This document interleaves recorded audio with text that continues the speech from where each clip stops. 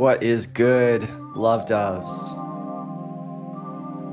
I am coming at you from a Woden's day night, hunkered in the barbarian lair. It's a beautiful, calm, peaceful, autumnal evening here in Mesoamerica. And I, for one, am very happy to be here. And I want to thank all y'all for sharing some headspace with me, joining me on this audio journey, philosophical audio journey. I made some very loose notes for myself, but I'm just going to speak off the cuff mostly. I will be looking at my notes from time to time and just discussing some topics that have been occupying my mental real estate. It's always good to know what's going on in your mental real estate. Who's occupying, what's going on, who's paying rent, who's squatting, what's happening. What's happening in your mental real estate. So, I'd be going to Planet Fitness. And I gotta catch those endorphins. And especially after work, I gotta catch those endorphins. And so, when I go to Planet Fitness, I like to go on that stair climber. When I go on that stair climber, then I see the television. That's the time when I see the television. That's when I get the straight dope, the straight state dope. And the vibes are rough around the edges. Luckily, like when I'm on the stair climber, I have my own music on, so I'm listening to Girls Love Soul. Shout out, SoundCloud, UK, Garage, what's up? So I got my audio as proper, but my visual, I get the visual. And I got the visual of a gentleman named Sean Hannity. Sean Hannity, bruh. And I was thankful that I didn't have to have the audio of what the gentleman, I just had the visual of the gentleman. And times are tough for Sean Hannity, dog. Times are tough. Sean Hannity's looking rough. So, God bless you, sir. You're out there, you're doing your job, and I commend you for that. But, my beloved father, God rest his soul, sometimes he would get really, really stressed out. He had a stressful job. He was a very, very stressful job. He was an attorney in the city of Chicago, very stressful, and he was honest. So he was an honest attorney in the city of Chicago, very, very stressful. And there was one point in his life where he got so stressed out that he got, there's this thing called Bell's palsy that happens. And it's like half of your face kind of like stops working for a little bit. And my mother, God rest her soul, she knew the answer. She was like, listen, you're too stressed. This is too far now. Now half your face is paralyzed. This is way too far. And what they did is they took a road trip to Apalachicola, Florida, and they ate oysters right out of the sea, and they healed that Bell's palsy right up.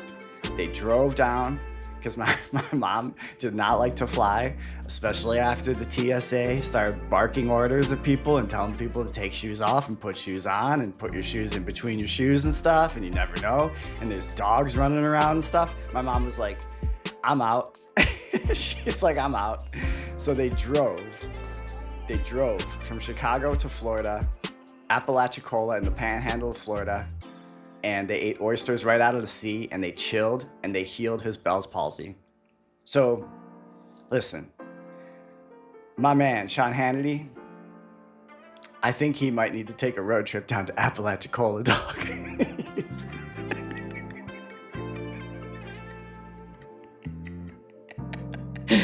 I don't know what's going on in your world, Sean, but god damn. You need to relax, son. I just wanted to start things off on a little humorous note.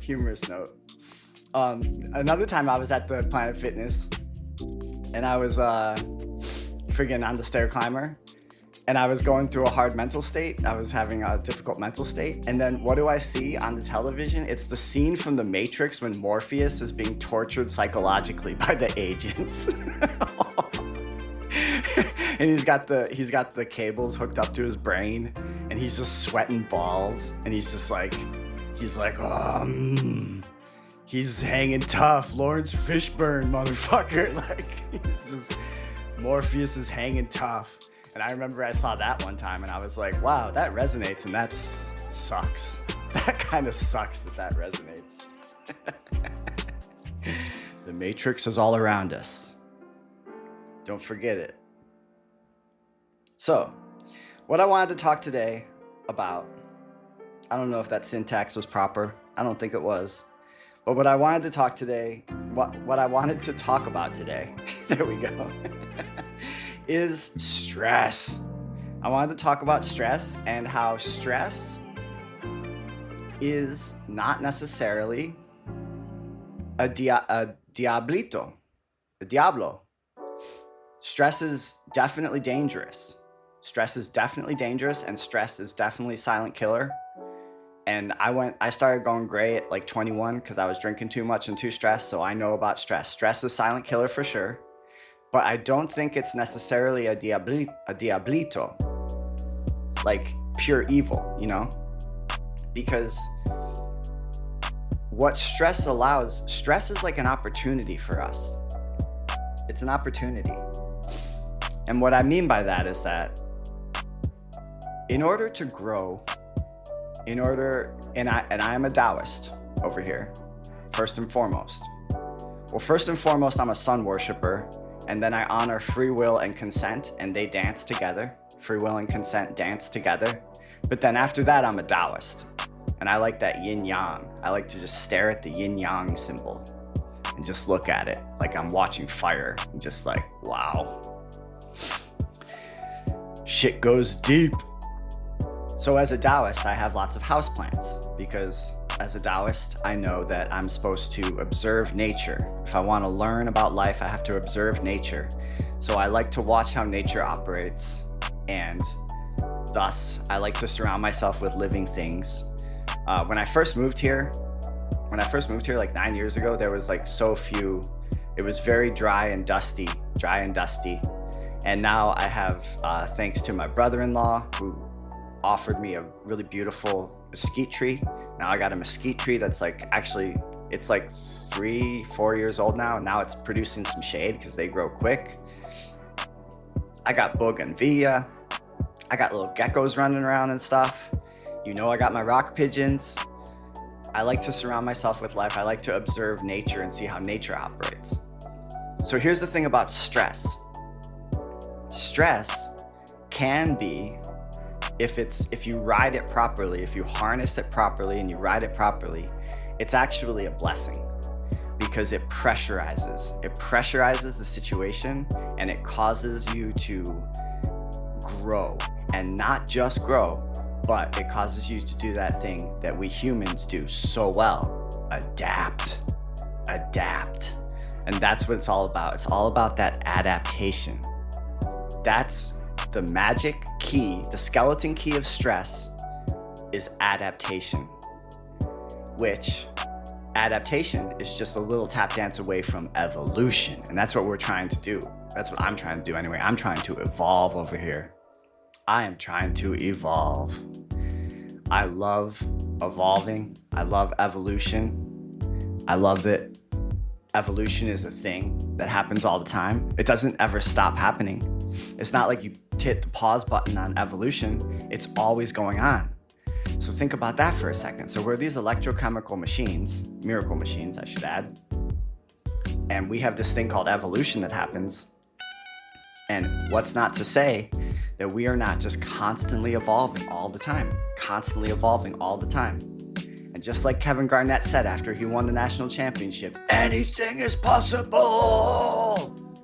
So, god damn, that's some fuel. That's some diesel fuel. That's some fuel that can idle. You can idle your truck all night while you sleep, like diesel engine, Volvo, boat engine fuel that can keep you going. Because darkest hour is right before the dawn. So you get through the darkest hour, you ride that diesel fuel, you ride that evolutionary knowledge, know thyself. And we're these electrochemical miracles. And I like that wisdom from Pakime, which is that juicing organic fruits and veggies, juice those organic fruits and veggies. And I like to meditate, and I like to dance to Latin rhythms. I like to dance to all sorts of rhythms as well. I like to dance to Afro lo-fi. I like to dance to all kinds of stuff. But you just think about the whole time that, okay, we got our magic chakra system, these chakras that run up and down our spine. Those are pretty mysterious. They're like these spinning discs of light that run up and down our spine. And you can do a lot with those. And then we have this thing called DNA. The DNA. And the DNA is living, and it's miraculous. And I did a whole deep dive a while ago in the archives. You can go back about the human immune system and how it's like super complex electrochemical signals happening all the time, like 7 different immune cells, and they're communicating with electrochemical signals, and it's super complicated and amazing. And they find the thing, and they break it down, and then they build a cure. And this is all happening inside of us. This is inspiring. I find this very inspiring. So even when you're down in the dumps, even if you're Morpheus being psychologically tortured by the agents, you can still call on those, that evolution, that the purposeful purpose within us.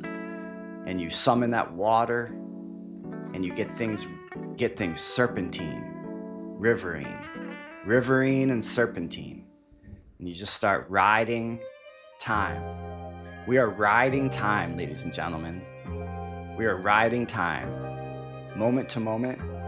Stay balanced on your board, because you are surfing time.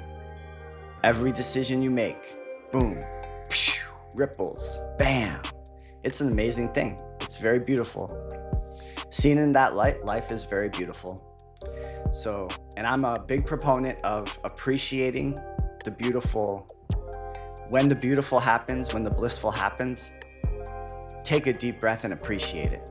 Like when you become lucid in a dream, when you're dreaming and then you realize you're dreaming, you want to get down to the ground and put your hands on the grass, put your hands on the ground or the rug or whatever.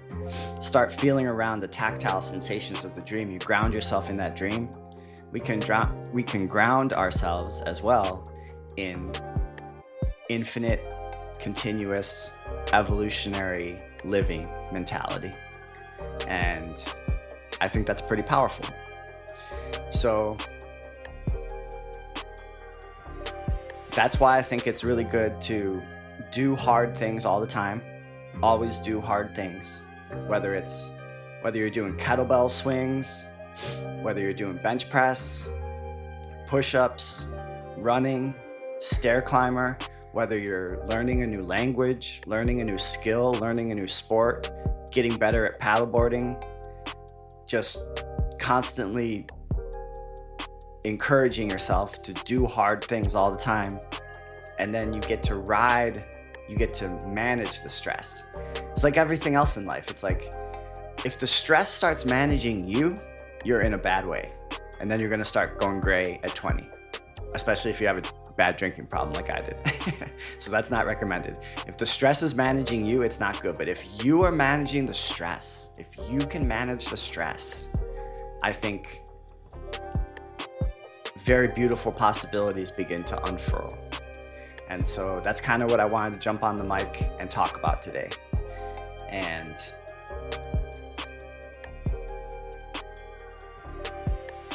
I didn't have super detailed notes, but I hope the vibe of what I was trying to say comes across. It's all about flexibility. Flexibility, stress strengthens through flexibility and adaptation. Flexibility and adaptation going fungal, not viral, being the medicine mat that holds the forest together, putting resources where there are less resources, you put where there need more resources. You give you give a heads up. Oh, there's this over here. We need this over there, that over there. Like that mycelial mat as a collective consciousness is incredibly powerful. And I am all the way here for it. And I think that's it, and that's that for tonight. I want to add one more thing. There's some family lore here. My mom would always used to say, whenever we were making a family decision, we would just trust my mom's like intuition. And she would always just say, the nose knows, the nose knows. And it's like that intuitive awareness of what's happening around you. It's very, very powerful. It's not foolproof. And also this is where I'll say this, and I'm not trying to be a wet blanket on anyone who enjoys, because like I say, if you're able to have drinks and drink moderately and enjoy yourself, bless you, and I love you, and that's amazing. So I don't, I think alcohol is a hard drug, but it's not like this bad thing. I'm not trying to say it's this bad thing, but I do think alcohol can impair that intuitiveness a little bit sometimes. So that's something to be aware of. But if you steer clear of that, you stay centered on your board, grounded, balanced, and you just allow your intuition to unwind. You imagine you're like an osprey just surveying the river. And you just know where that fish is going to be. You know where that fish is going to be. So then when you dive, you got that confidence that at the end of that dive, you're going to catch that meal and it's going to be a beautiful day. So with all that said, I bid you guys adieu on this Woden's Day night. Thank you so much for being alive, for holding it down. I love and respect all of y'all, and I'll be back on the air real soon. Little Raven signing out.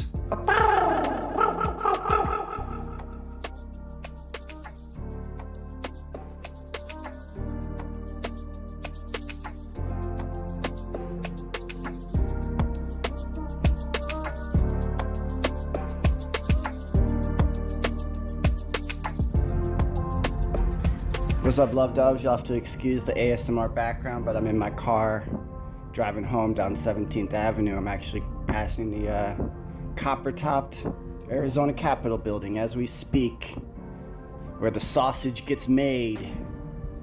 And I have some urgent thoughts, so I needed to hop on the mic and address them. People talk a lot about food.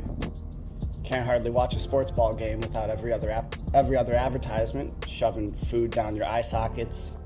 They got chicken Big Macs now. They're gonna have duck Big Macs soon. I'm gonna have rock pigeon Big Macs if shit hits the fan, because my pigeons are getting fat. So there's food and then there's food. There's food and then there's food.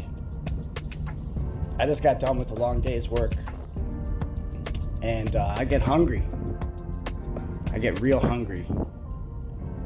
But the thing about, especially when I'm working and I'm hungry, I can't just eat whatever, because it's not gonna satisfy my appetite. You know what I'm saying? My hunger runs deep. I have a brooding hunger, and it's gotta be fed properly. So just like at the Yerbaria, I wanna know how has this candle been living, so I know how to engage with the candle. I think there's beauty in all types of lifestyles, but I need to know, how does this candle been living? Same with my food. I want to know, where has my food been living?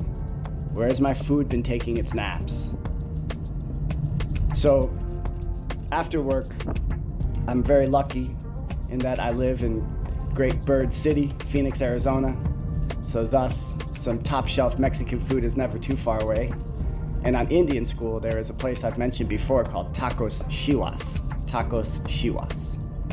And that's my go-to. when my brooding hunger is just becoming all engulfing, and I finally am done with my work and I can finally eat properly, I like to go to Tacos Chihuas.